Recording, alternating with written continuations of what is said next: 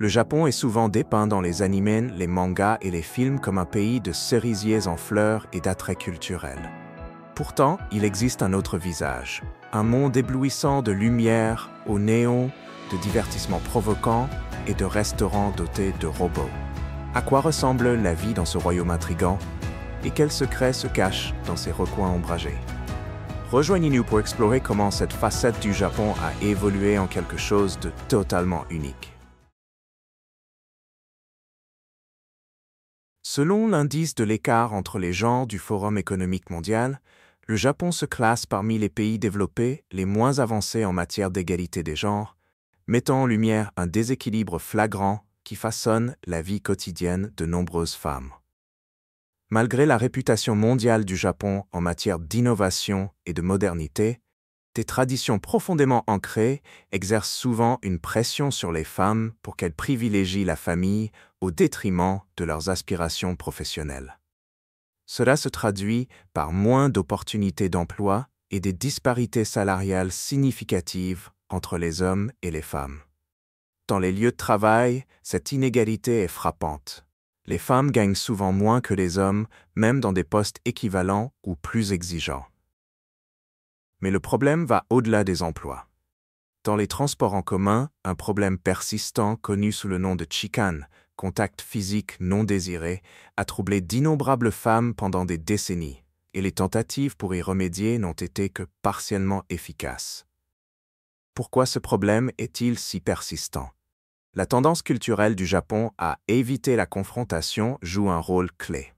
Les témoins choisissent souvent de ne pas agir, considérant que l'intervention perturbe l'harmonie sociale.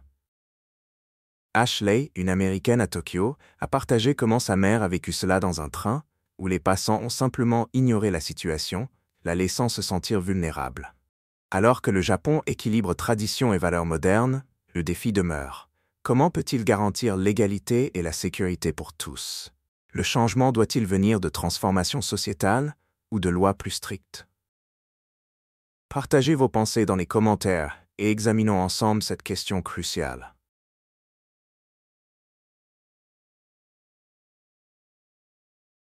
La vie nocturne du Japon prospère dans des clubs et des restaurants où les clients paient pour de la compagnie et des conversations. Mais que se cache-t-il derrière cette façade scintillante? Prenons le cas de Phoenix Luna, un célèbre hôte masculin dans le quartier de Shinjuku à Tokyo. Avec son apparence frappante et son charme, il a attiré de nombreux admirateurs, dont Yuka Takako, une cliente fidèle qui est devenue sa petite amie. Peu après leur mariage, des tensions ont éclaté. Une photo de lui avec d'autres femmes a mis Yuka en colère, entraînant un conflit. Aujourd'hui, Yuka purgeait une peine de prison de plus de 3 ans, soulignant les risques de telles relations.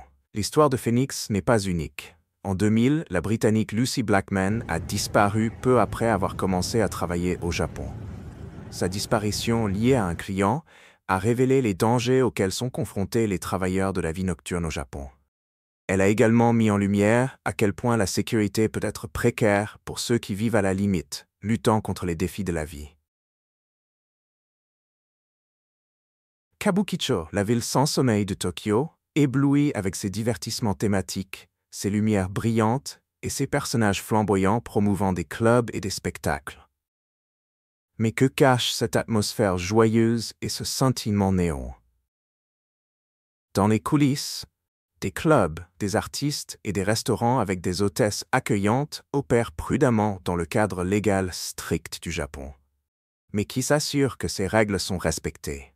Et comment sont-elles appliquées? De nombreux établissements de Kabukicho sont soutenus par des organisations infâmes et emploient du personnel de sécurité pour maintenir l'ordre. Ces lieux accueillent ouvertement leurs clients, mais pas sans condition. Les pratiques courantes incluent l'augmentation des prix des boissons ou des frais d'entrée élevés. Les visiteurs apprennent rapidement la règle tacite, clarifier les coûts à l'avance ou risquer de faire face à une facture bien plus élevée que prévu. Pourtant, les surprises de Kabukicho ne s'arrêtent pas à ces rues animées. Entrez dans l'un des bars intimes du Japon et vous rencontrerez des coutumes uniques qui pourraient vous intriguer et vous déstabiliser.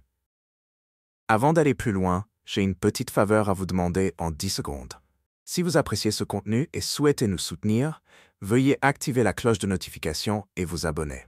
Cela aide vraiment cette chaîne à se développer. Et si vous le faites, je promets que mon équipe et moi continuerons à travailler dur pour vous apporter encore plus d'histoires captivantes.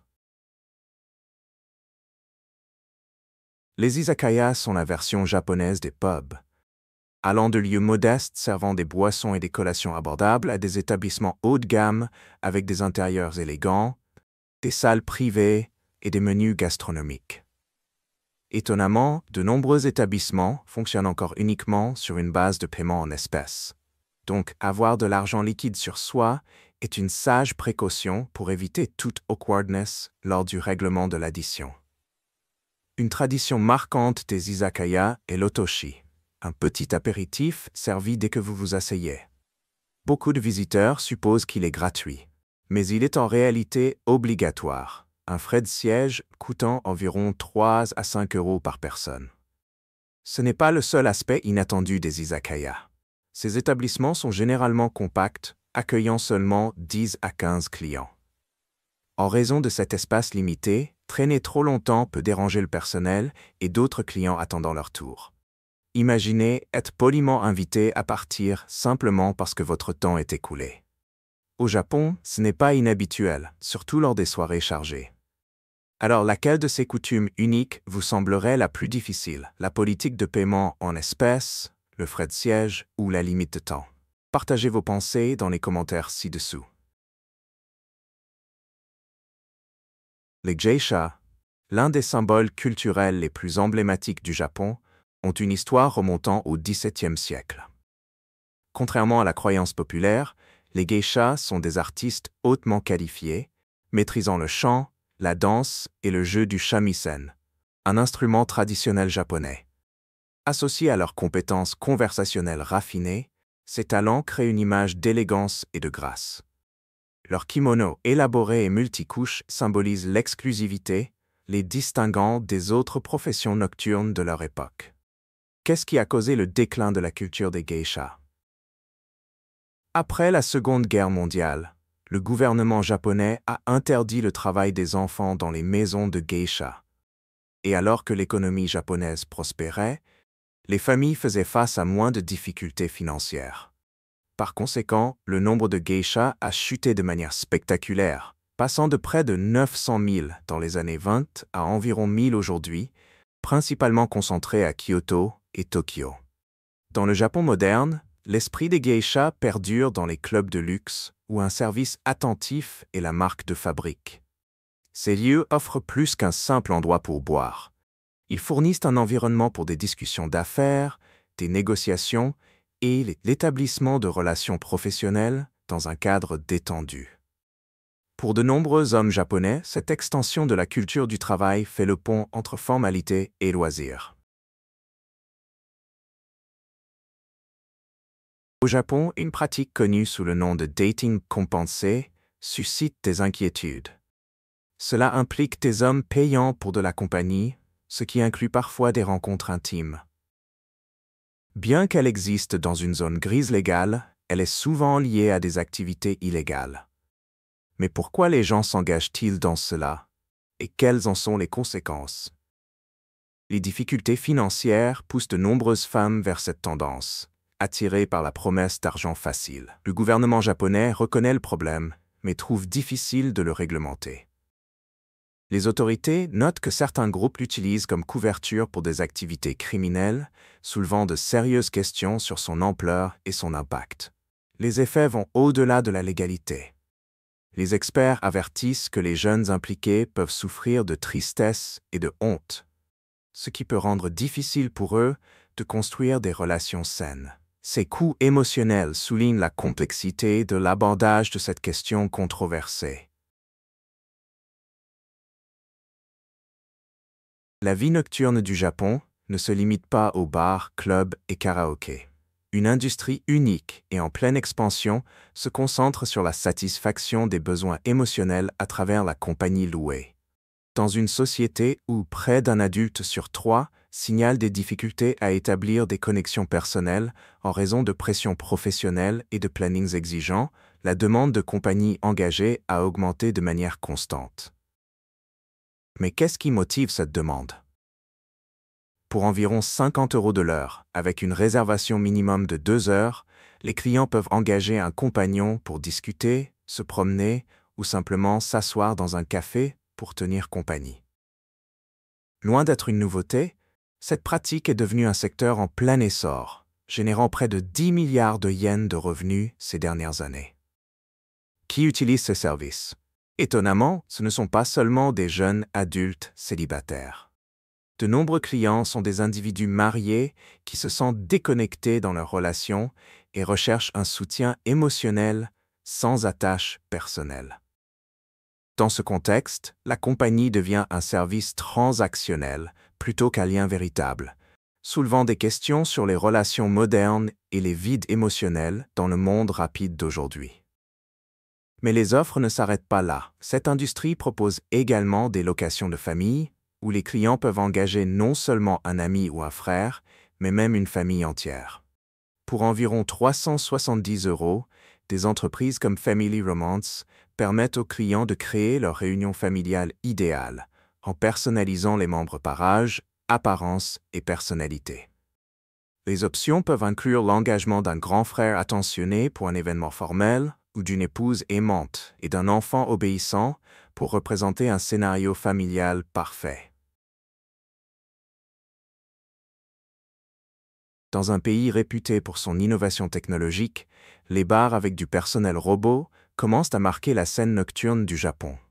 Mais que signifie la prise en charge des rôles traditionnellement occupés par des personnes par des machines pour la culture des bars? Dans ces établissements futuristes, tout, de la préparation des boissons à leur service, est géré par des machines intelligentes. Imaginez entrer dans un bar, prendre place et commander un cocktail, seulement pour être servi par un robot avec des accents LED lumineux, des bras robotiques agiles et des compétences impressionnantes en mixologie. Ces robots ne se contentent pas de préparer des boissons. Ils sont programmés pour divertir, réalisant souvent des danses en préparant votre commande. Beaucoup de ces bars disposent de robots équipés de systèmes vocaux et de technologies de reconnaissance faciale. Ils peuvent demander comment s'est passée votre journée, faire des suggestions de boissons en fonction de votre humeur et même répondre avec une touche d'humour. Imaginez un robot barman recommandant un cocktail rafraîchissant si vous semblez stressé ou suggérant un whisky lorsque vous avez besoin d'un remontant plus fort. L'un des lieux les plus célèbres mettant en avant cette innovation est le Robot Restaurant de Tokyo. Ici, les robots ne se contentent pas de servir des boissons, mais apprennent également les préférences des clients au fil du temps, affinant leur expertise en matière de bar. Certains clients affirment même que ces machines préparent de meilleurs cocktails que leurs homologues humains. Dans ces bars, de petits robots de service glissent sans effort entre les tables, livrant des boissons aux clients. Et bien qu'ils soient des machines, beaucoup de ces robots sont conçus avec une reconnaissance émotionnelle de base, pouvant cligner des yeux, sourire et interagir avec les clients d'une manière qui semble presque personnelle. Que signifie l'adoption par le Japon des barman robots pour l'avenir de l'hospitalité? Et comment cette tendance pourrait-elle impacter les travailleurs humains dans une industrie définie par l'interaction personnelle? Partagez vos pensées dans les commentaires ci-dessous et n'oubliez pas de vous abonner pour plus d'aperçus fascinants sur des cultures mondiales uniques. La vie nocturne du Japon scintille de lumière et d'énergie vibrante, mais sous la surface se cachent des dynamiques sociales complexes, en particulier pour les individus de race mixte, souvent appelés hafu. Ce terme, dérivé de l'anglais half, est couramment utilisé depuis les années 70 pour décrire les personnes ayant un parent japonais et un parent étranger. Mais comment la société les perçoit-elle? Et comment la couleur de la peau influence-t-elle ces perceptions? Le psychologue Kazuo Mori de l'université de Matsumoto a exploré ces préjugés dans la société japonaise. Ses recherches suggèrent que les Japonais se sentent généralement plus à l'aise avec les étrangers à la peau claire, tandis que ceux à la peau plus foncée font souvent face à une distance sociale. Ce préjugé subtil mais omniprésent est rarement discuté ouvertement, mais impacte la vie quotidienne des individus biraciaux, révélant une discrimination silencieuse mais profonde basée sur l'apparence. Un exemple puissant est Naomi Osaka, une star du tennis célébrée. Née d'une mère japonaise et d'un père haïtien, Naomi occupe un espace unique et complexe au sein de la société japonaise. En 2019, elle a fait histoire en devenant la première joueuse asiatique à atteindre le classement mondial de tennis, après avoir remporté l'Open d'Australie. Pendant ses victoires, Naomi est célébrée comme une source de fierté nationale. Cependant, lorsqu'elle perd, certains critiques la rejettent comme n'étant pas entièrement japonaise, la soumettant à des attaques en ligne et à des critiques sévères. Ces réactions exposent un inconfort ancré au sein de certaines parties de la société japonaise concernant la couleur de la peau et l'héritage. Pour certains, l'identité de Naomi ne s'aligne pas complètement avec l'image traditionnelle d'une véritable personne japonaise, servant de rappel frappant des complexités auxquelles sont confrontés ceux qui incarnent plusieurs cultures. Au Japon, les hôtels ne sont pas seulement des lieux pour dormir, ce sont des portails vers des mondes imaginatifs, conçus pour satisfaire une variété de fantasmes. Imaginez une chambre de prairie avec des draps doux et herbeux et un plafond peint d'un ciel étoilé lumineux. Ou entrer dans un espace faiblement éclairé, rempli de bougies anciennes et de statues mystérieuses, évoquant l'ambiance d'un royaume mystique. Ces hôtels vont au-delà de l'offre de confidentialité. Ils créent des environnements immersifs entiers. Pour ceux captivés par le cosmos, certaines chambres imitent un vaisseau spatial avec un éclairage bleu futuriste et une décoration qui vous donne l'impression de flotter dans l'espace. Préférez-vous quelque chose de plus traditionnel? Imaginez séjourner dans une chambre stylisée comme un temple japonais, complète avec une baignoire en bois inoki, un éclairage chaleureux et le parfum apaisant de l'encens. Chaque élément de design est méticuleusement conçu pour évoquer une atmosphère spécifique, ajoutant un élément d'aventure et d'immersion à chaque séjour. Les options vont des chambres inspirées des contes de fées où vous pouvez vous sentir comme un roi ou une reine, aux retraites douillettes offrant une évasion tranquille du chaos de la vie urbaine. Certains visiteurs viennent même seuls, cherchant la solitude dans l'anonymat que ces hôtels uniques offrent. Les équipements sont tout aussi innovants que les thèmes. Des jacuzzis et des machines de karaoké, aux consoles de jeux et aux costumes thématiques, chaque aspect est conçu pour améliorer l'expérience immersive. Pour de nombreux clients, c'est une chance de se détendre, de jouer un rôle ou simplement de s'échapper des stress de la vie quotidienne. Ces hôtels créatifs ne se trouvent pas seulement dans les villes animées du Japon. Voyagez à la campagne et vous découvrirez des hébergements tout aussi charmants inspirés par les traditions locales, montrant à quel point ce phénomène culturel est profondément ancré à travers la nation. Le Japon est renommé pour sa propreté impeccable. À travers Tokyo, Kyoto et d'autres villes, les visiteurs s'émerveillent devant des rues impeccables et des environs propres. Cette tradition découle du shintoïsme, une ancienne croyance japonaise qui lie la propreté à la pureté et au respect de la nature. Mais le Japon est-il vraiment aussi propre qu'il en a l'air? Considérons Kabukicho à Shinjuku, Tokyo. Bien que ce quartier animé maintienne un niveau de propreté respectable par rapport à des zones similaires dans d'autres pays, la tombée de la nuit révèle un autre côté du Japon. Les bars, discothèques et restaurants génèrent des tas de déchets, laissant les rues jonchées de restes de la vie nocturne. Le matin, les équipes de nettoyage effacent toutes les traces, restaurant la propreté habituelle de la zone.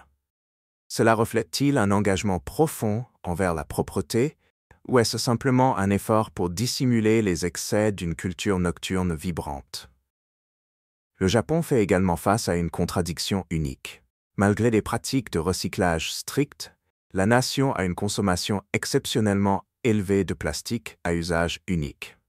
Dans les supermarchés, les articles sont souvent suremballés, avec des fruits comme les pastèques et les raisins souvent enveloppés dans plusieurs couches de plastique pour des raisons d'hygiène. Cette habitude contribue à des déchets plastiques significatifs, mettant à l'épreuve les systèmes de recyclage du Japon.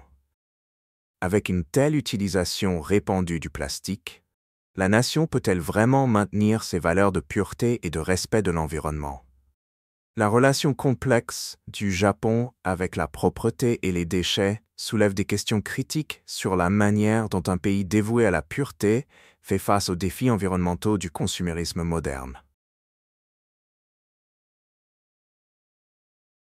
Au Japon, les taxis légitimes doivent afficher des plaques d'immatriculation verte, signifiant qu'ils respectent des normes de sécurité et de réglementation strictes. En revanche, les taxis non autorisés, connus sous le nom de Shirotaku, sont identifiés par leurs plaques blanches et opèrent entièrement en dehors de ces réglementations. Ils ne sont pas soumis à des protocoles de sécurité et manquent de l'autorisation officielle nécessaire pour opérer légalement. Mais qu'est-ce qui les rend si dangereux? Contrairement aux taxis licenciés, les chauffeurs de Shirotaku ne sont pas tenus aux mêmes normes, exposant les passagers à des risques plus élevés, y compris l'absence de couverture d'assurance appropriée.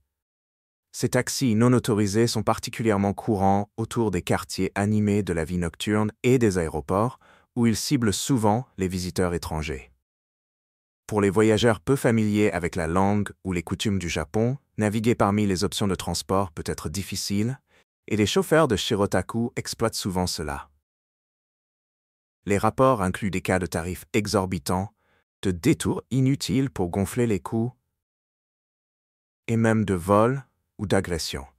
En réponse à ce problème croissant, les autorités japonaises ont intensifié la répression de ces opérateurs illégaux, en particulier à Tokyo, où plusieurs arrestations très médiatisées ont ciblé les chauffeurs de Shirotaku, s'en prenant aux touristes étrangers. Cependant, malgré ces efforts, le problème reste répandu et persistant. Alors que la vie nocturne vibrante du Japon continue d'attirer des visiteurs du monde entier, ces mesures d'application seront-elles suffisantes pour répondre aux risques posés par les taxis non autorisés? Partagez vos pensées dans les commentaires. Vous sentiriez-vous à l'aise d'explorer la vie nocturne du Japon, sachant que ces dangers existent? Le terme gaijin, couramment entendu au Japon, désigne les étrangers ou toute personne qui n'est pas japonaise. Bien que le Japon soit célébré pour son hospitalité, certains lieux de vie nocturne sont connus pour être plus sélectifs quant à leur clientèle. Il n'est pas rare de voir des bars avec des panneaux indiquant « japonais seulement » ou « pas d'étrangers ». Mais pourquoi certains établissements adoptent-ils cette approche? S'agit-il de préserver une atmosphère particulière? Ou pourrait-il simplement s'agir d'un problème pratique, comme des barrières linguistiques rendant difficile le service des clients ne parlant pas japonais? Une destination phare pour vivre la vie nocturne du Japon est le quartier de Golden Gai à Shinjuku, un réseau historique de ruelles étroites débordant de centaines de petits bars. Et les visiteurs peuvent encore rencontrer des établissements réservés aux locaux, ce qui peut être déroutant ou même décevant pour certains. Cependant, il convient de noter qu'un petit pourcentage seulement des bars à Tokyo appliquent de telles politiques. La grande majorité accueille tout le monde, laissant de nombreuses opportunités aux voyageurs de s'immerger dans la vie nocturne vibrante du Japon. Que pensez-vous de cette pratique? Plus de lieux devraient-ils adopter des politiques similaires pour maintenir l'exclusivité, ou cela nuit-il à l'inclusivité que de nombreux voyageurs recherchent? Plongeons dans les nuances de la culture nocturne du Japon et partagez votre perspective dans les commentaires ci-dessous. Saviez-vous que le karaoké, break? Saviez-vous que le karaoké a vu le jour au Japon? Ici, c'est un élément culturel adopté par tout le monde, des étudiants aux retraités. Mais qu'est-ce qui rend le karaoké si essentiel à la culture nocturne du Japon? Un aspect unique du karaoké japonais est l'expérience en salle privée. Connues sous le nom de karaoke boxes, ces salles offrent un espace personnel et confortable pour les amis ou les collègues. Équipées de systèmes audio de haute qualité, de grands écrans de parole et d'écrans tactiles intuitifs pour la sélection des chansons, elles offrent une expérience premium mais abordable. Les prix de location commencent aussi bas que 70 centimes à 4 € par personne pour une demi-heure durant les heures creuses, ce qui le rend accessible à tous. Pour les passionnés de karaoké, de nombreux établissements proposent un forfait temps libre. Un tarif fixe pour un champ illimité durant des heures désignées, souvent s'étendant du soir jusqu'au petit matin. Cette option permet aux clients de profiter d'heures de divertissement ininterrompues, en faisant une activité parfaite pour les noctambules. Cependant, cela soulève également des questions sur la culture nocturne du Japon et le rôle que l'alcool y joue. En parlant de boissons et de nourriture, les menus des lieux de karaoké sont aussi divers que les divertissements eux-mêmes. Des poulets frits et des pizzas aux plats traditionnels comme les sushis et les takoyaki, vous pouvez commander un repas complet directement dans votre salle privée. Pour beaucoup, le karaoké devient plus qu'un simple chant. C'est un événement complet de restauration et de divertissement. La plupart des établissements proposent également des forfaits tout compris pour les boissons à un prix fixe, comprenant tout, du café au cocktail et au saké. Ces options créent une atmosphère sociale détendue où les invités peuvent vraiment se détendre. Avec des salles privées, des boissons à volonté et la possibilité de chanter vos mélodies préférées, le karaoké transcende ses racines musicales pour devenir une expérience sociale vibrante qui en dit long sur la culture nocturne du Japon. Vous êtes-vous déjà demandé ce qui se passe lorsque les parcs d'attractions du Japon s'illuminent la nuit? Des parcs comme Cosmo World à Yokohama prennent une qualité onirique après le coucher du soleil, créant une expérience magique qui contraste avec le charme diurne des attractions japonaises. Un point fort de ces parcs est le Cosmo Clock 21, une grande roue qui se dresse comme un symbole de la zone Minato Mirai de Yokohama. S'élevant aussi haut qu'un gratte-ciel, elle offre des vues imprenables sur la ville illuminée par d'innombrables lumières. De ce point de vue, les visiteurs peuvent admirer la ligne d'horizon scintillante de Yokohama, le port animé, et même le célèbre Rainbow Bridge, illuminé de couleurs vibrantes et changeantes. À Tokyo, la vie nocturne répond à tous les goûts. Des clubs énergiques aux retraites tranquilles. Mais dans des endroits comme Cosmo World, la nuit offre un nouveau genre de calme, invitant les visiteurs à profiter de la sérénité des vues nocturnes éblouissantes plutôt que des foules diurnes animées. Il semble que les parcs d'attractions du Japon prennent une vie différente après la tombée de la nuit, offrant une évasion du rythme rapide de la vie urbaine vers un monde plus lent et plus réfléchi. Que vous recherchiez une retraite paisible ou une aventure unique, ces parcs la nuit révèlent un tout nouveau côté de l'attrait du Japon.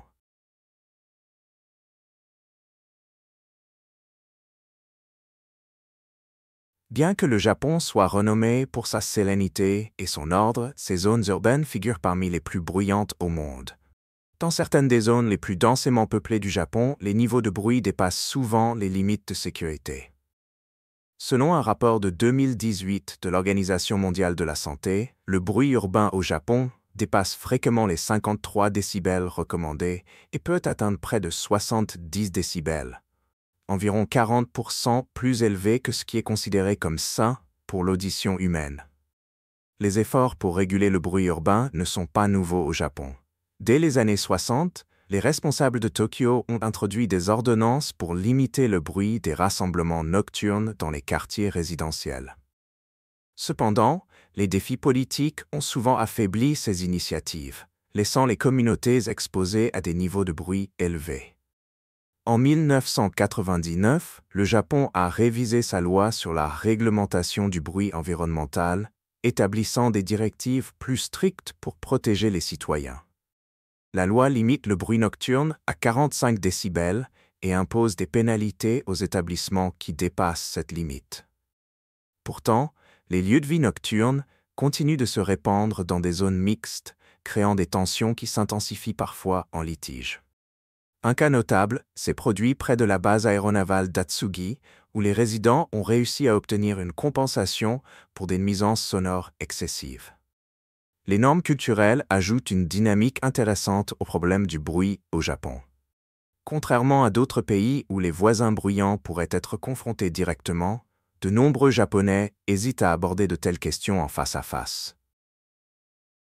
Au lieu de cela, ils comptent sur les gestionnaires immobiliers ou les autorités locales pour servir de médiateurs dans les différends.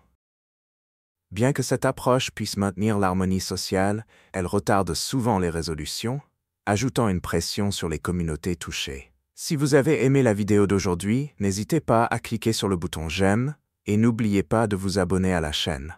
Votre soutien compte énormément pour nous. Cliquez sur la vidéo qui apparaît actuellement sur votre écran. Je suis sûr que ce contenu va vous plaire. Dites-nous en commentaire quel pays vous aimeriez voir présenté sur notre chaîne. Merci beaucoup d'avoir regardé et à très bientôt dans la prochaine vidéo. Merci de nous avoir rejoints dans cette aventure géniale. Déposez vos pensées dans les commentaires, donnez-nous un like et n'oubliez pas de vous abonner pour plus. À la prochaine.